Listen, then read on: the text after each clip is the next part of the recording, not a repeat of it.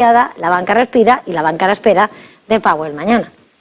9:53 de la mañana, Pablo Gil, jefe de estrategia de XTB. Pablo, muy buenos días. ¿Qué tal? Buenos días, José, ¿cómo estás? Predía de Powell y mucho de resaca de esa crisis bancaria, crisis financiera. ¿Crees que más o menos las aguas han vuelto a su cauce después del movimiento de Credit Suisse con UBS? ¿O crees que por el lado de esos cocos, de esos AT1, se está generando una situación muy complicada precisamente a la banca? Bueno, yo creo que lo que estamos viendo es una continuidad de las actuaciones de los últimos años, ¿no? Cada vez que surge un problema se implementan medidas de seguridad gigantescas como si no tuviesen coste. Se ha orquestado un rescate de Credit Suisse por parte de UBS. Creo que Credit Suisse ni siquiera ha participado en las negociaciones. Han sido negociaciones de UBS con el Banco Central de Suiza.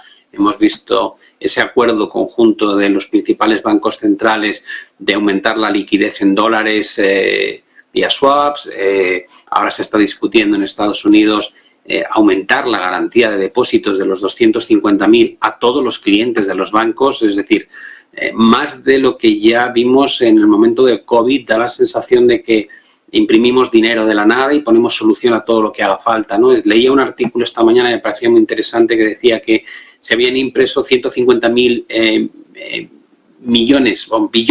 150 billones de dólares para generar un crecimiento de 42 billones. Es decir, un poco la sensación de cada vez nos endeudamos más para crecer menos y para solucionar los problemas que van surgiendo en cada momento. Yo creo que lo que hemos visto es una muestra de hasta qué punto hay grietas en la estructura del modelo económico y financiero que estamos siguiendo, y personalmente creo que esta crisis la van a atajar relativamente pronto, pero la inestabilidad está ahí y lo que pretende el mercado, lo que cotiza el mercado es a mi parecer, el escenario que pediría un niño, ¿no? Y es, dime que el problema de la inflación se ha acabado, bájame los tipos en la segunda parte de este año, damos por terminado el problema del tensionamiento monetario y estamos ya encorsetando todos los riesgos que existen en el sector bancario para no tener que preocuparme.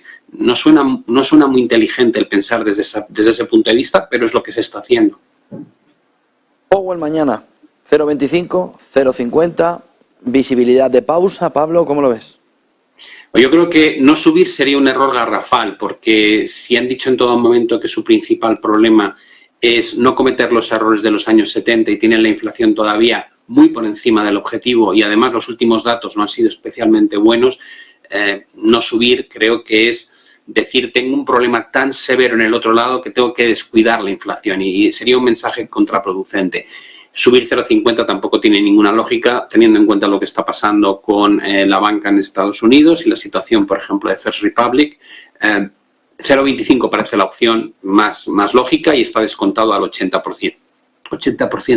El tema aquí clave no va a ser tanto el 0,25, si es que finalmente opta por esta elección, sino cómo hace el speech, cómo acompaña esta decisión, ¿no? El mercado está dando por hecho que esta es probablemente la última subida de tasas de interés de la Fed y que vamos a ver 2 o 3 bajadas en lo que resta del año.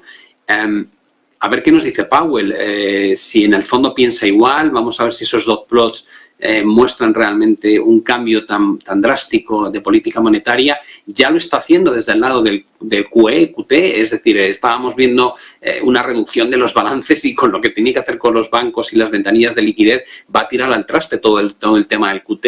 Si encima habla de posible bajada de tasas de interés y le da la razón al mercado, entonces yo seré de los que piensa que la inflación va a recorrer un camino no muy distinto a lo que pasó en la década de los 70 y pagaremos con creces luego el error de no haber sido más drástico. Yo no creo que lo vaya a hacer. Yo creo que Powell no va a darle la razón al mercado y va a tirar un poco por la línea de Christine Lagarde, que va a decir 0,25, seguiremos subiendo a ritmos de 0,25, con un objetivo de superar claramente la cota del 5,25% y trataremos los problemas relacionados con la inestabilidad financiera con otras herramientas, ¿no? Dotando de toda la liquidez que haga falta y la garantía de depósitos que haga falta, y van a intentar separar por el lado de la política de lucha contra la inflación y por otro lado la política de aislar los problemas financieros al mercado, ¿no? Yo creo que va a optar por esa decisión y ya veremos cómo se toma.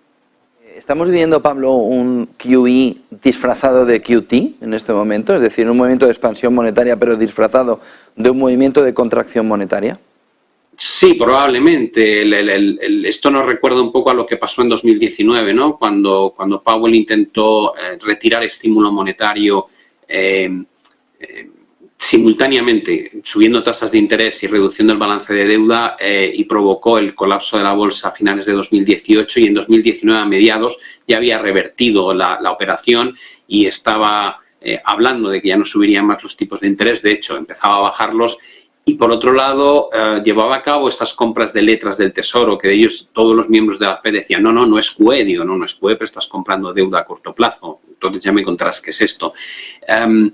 Hay una línea muy fina. Al final, yo entiendo que la gente está en el día a día, ¿no? Pero cuando tú analizas los últimos 5 o 6 años, de lo que tienes que ser consciente es que cada vez que la FED intenta normalizar la política monetaria, provoca una crisis severa, lo cual quiere decir que el mercado no está en una situación suficientemente estable como para poder trabajar en términos normales. Necesita siempre de ese dopaje continuo de ayuda monetaria, y en cuanto intenta retirárselo, el paciente entra en crisis, ¿no?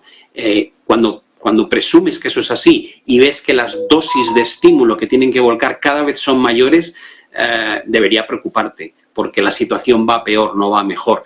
Lo que ocurre es que llevamos tanto tiempo metidos en esta dinámica de todo lo que se estropea se arregla de la misma manera, inyectando más medicina, pues que nos hemos acostumbrado a eso y no vemos otra salida, pero realmente el enfermo está muy enfermo.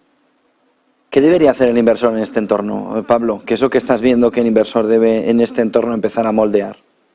Bueno, yo por un lado me gusta mucho el concepto del activo real, ¿no? La razón es sencilla. Si tú crees que van a descuidar o van a dejar en un segundo plano la inflación y van a inyectar liquidez de alguna forma que pueda ayudar a que haya más inflación, aunque sea para atenuar la crisis financiera, yo quiero estar con activo real. Creo que el dinero fiat cada vez va a sufrir más, ¿no? Y de ahí yo creo el comportamiento reciente que hemos visto con las criptomonedas, el oro. Creo que la vivienda sigue siendo, en aquellas áreas donde no hay burbuja inmobiliaria, creo que sigue siendo una alternativa realmente buena. Tendría deuda, no de largo plazo, pero sí de corto, medio plazo. No la querría tener de largo plazo porque creo realmente que podríamos llegar a tener un problema durante la próxima década muy, muy severo en torno a mercado de renta fija y la imposibilidad de algunos emisores de no hacer default, ¿no? Por tanto, deuda de corto, medio plazo sí me gusta, y en el caso de equity, creo que si hay algún evento, digamos, de pánico durante el año, pues aprovecharía para ir comprando, ¿no? Ir diversificando. Y dices, bueno, ¿cómo vas a comprar bolsa en este entorno? Digo, bueno, pues porque creo que habrá un momento en que los bancos centrales volverán a ponerse la capa de Superman y harán cualquier cosa con tal de evitar una inestabilidad financiera que tal vez sea peor en un momento dado que convivir con inflaciones del 3 o el 4%. Creo que tiene una situación realmente difícil por delante, y lo que van haciendo es poner parches al problema que es más grande en cada momento, pero no porque hayan solucionado el problema anterior. Y eso, a mi parecer, lo que demuestra es que vamos a peor y no vamos a mejor. Ya veremos lo que ocurre. Muchísimas gracias, Pablo Gil, jefe de estrategia de XTB. Buen día, Pablo, y buen negocio.